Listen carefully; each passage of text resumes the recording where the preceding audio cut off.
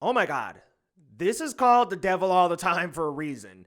What's going on, guys? It's Leo Rydell here from Geekly Goods, where we talk the latest in movies, TV shows with a sprinkle of anime gaming, guys. We do reviews, we do reactions, randomness, guys. We also do food. If you like that content, hit that subscribe button and come on back to the channel, and let's review The Devil All the Time. Sinister characters converge around a young man devoted to protecting those he loves in a post-war backwoods town teeming with corruption and brutality. This movie was directed by Antonio Campos, who also did Simon Killer and Christine, and it stars a big cast full of characters. I mean, I'm talking a lot of people. You got Tom Holland, Robert Pattinson, Bill Skarsgård, Sebastian Stan, Harry Melling, Jason Clarke.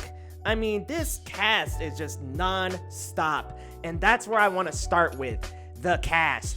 These actors really got us excited about this movie because I just want to preface by saying the story has a couple of beats in it that I was just kind of a little bored with after certain points, but the actors really keep you in it the entire time.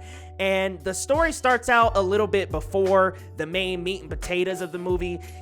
I want to say it takes place about 15 years before we get to the main part of the movie. And that's where Bill Skarsgård character is.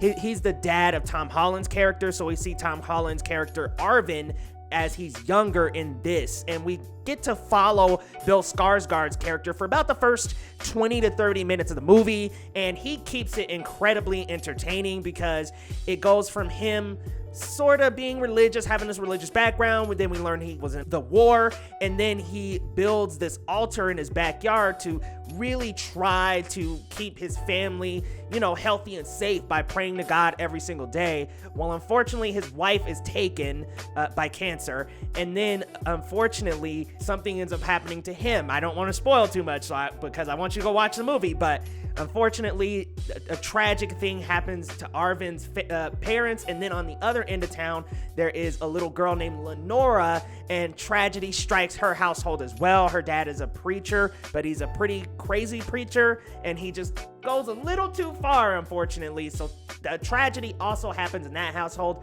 which brings them both together in Arvin's grandmother's house for the remainder of the story. And this is where we get to see the really sinister things happen. There's a couple that's getting these young men and killing them. There's a crooked sheriff, and then you've got Robert Pattinson's character, who is a very crooked preacher. He preys on young women. It is incredibly sinister. And this movie, it just shows such sinister characters, but you have a character who has heart, and that's Arvin. And Arvin only wants to do what's best for his family. He only wants to do what's best for Lenora. And unfortunately, all these bad, demonic people close in around him and kind of create this claustrophobic space around him, because it's like no matter where he goes, there are these evil, sinister people. And I gotta say, the story can kind of teeter-totter a little bit, but it's that acting that really keeps you in. I mean, Tom Holland did such a great job as Arvin. Oh my goodness, him and Robert Pattinson have a scene together, which I'm not gonna spoil, but they have a very tension-filling scene. And Robert Pattinson as that preacher, oh my goodness, he completely transformed himself. He's a southern maniacal preacher that you wouldn't even think Edward Cullen or his character from Good Time. I mean, this man is an incredible actor and knows how to just be a chameleon and really transform himself role to role. So absolutely loved Robert Pattinson's transformation for this role, because honestly, I couldn't stand him. I was like, really, dude? Why are you out here doing all this? I couldn't stand him in that movie. So I love that Rob has such a crazy range, and this guy is going to be our Batman. Cannot wait. And along with the acting and the cast and the characters, I also really like the score and the music selection. I think that the songs were perfectly fit for this 1950s, 60s vibe, backwater country, devil all the time type of subject matter. I really liked that for this movie. I thought the score was great. I thought the songs were incredible, and the cinematography was good as well. We got some really good close shots. We got really good shots throughout the movie. I mean, I like this kind of grayish, kind of gray, damp color scheme that they were rolling with here to kind of give us this eerie feeling that this town is not full of good people, and it is full of the devil all the time, which is something I'm going to keep on saying because this movie deserves to be called that. But anyway, moving on to the not so good stuff. The story kind of teeter-totters a little. Like, I found myself losing a little bit of interest in certain points because it kind of telegraphs what's going to happen.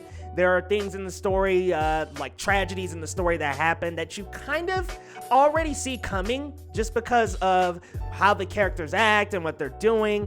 You kind of already see those things coming. So I was a little bit teeter-tottery with the story. I thought it was kind of a little up and down here and there, and during some of the downhill slopes, I kind of found myself a little distracted, but those characters and the actors really pull you back into that.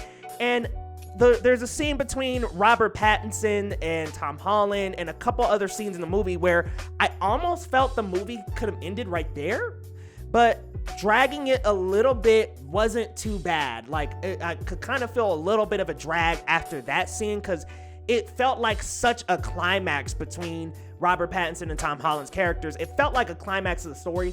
So I think for me, after that, I was kind of like, all right, where are we going? Like, I was kind of questioning when the story would end, but it ended on a good note and it didn't drag out too long. And like I said, Tom Holland's acting and his character really keep you in the movie, because there are several moments in the movie like that where I was just kind of like, it could end right here and I wouldn't be upset. But I would definitely suggest you check out The Devil All the Time. I didn't think it was the most extraordinary Netflix original I've ever seen, but it was definitely entertaining for the time I spent with it. I really enjoyed the acting, the score. I liked that cinematography and the dark, eerie look that we got from it, but the story kind of wavers for me a little bit. There are certain spots in the story that I thought it could have ended and it didn't. So for me, I just thought it was a pretty good movie. I'm probably not going to go back to it, but I definitely recommend you check it out, especially for this ensemble cast. Guys, let me know your thoughts down in the comments. What did you think of The Devil All the Time? I mean, hey, we got to see